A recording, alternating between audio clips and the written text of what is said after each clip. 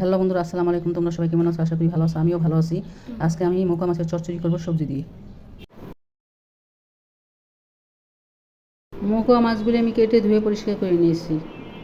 আলু আমি কেটে ধুয়ে পরিষ্কার করে নিয়েছি। এখন ছোটো মাছ দিয়ে রান্না করবো। আর পটলও আমি কেটে ধুয়ে পরিষ্কার করে নিয়েছি। সবজির সাথে মাছ দিয়ে দিয়েছি। এখন আদা রসুন বাটা দিয়ে দেবো, পেঁয়াজ কুচি দিয়ে দেবো, গোটা জিরে। গোটা জিরে দিলে ছোটো মাছের মধ্যে অনেক স্বাদ করে, ভালো লাগে খেতে। এখন হলুদ, মরিচ আর লবণ দিয়ে দিব।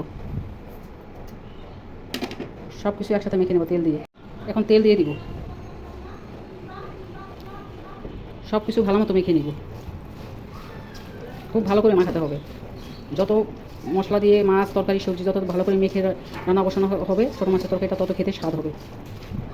সব কিছু ভালো মতো মেখে নিয়েছি। এখন পানি দিয়ে দিব।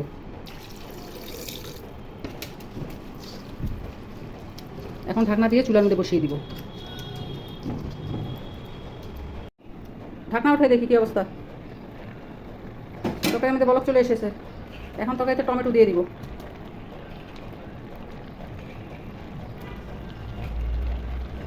এখন ঢেকে দিব। তরকারি ঢাকনা উঠে দেখি। তরকারিতে এখন ধনিয়া পাতা দিয়ে দিব।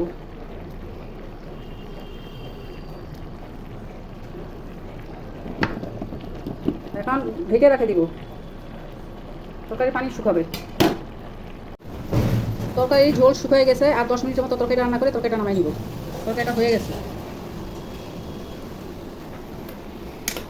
টমেটো আলু দিয়ে মোকা মাছের চচ্চড়ি হয়ে গেছে। রান্নাটা ভালো লাগলে একটা লাইক দিও।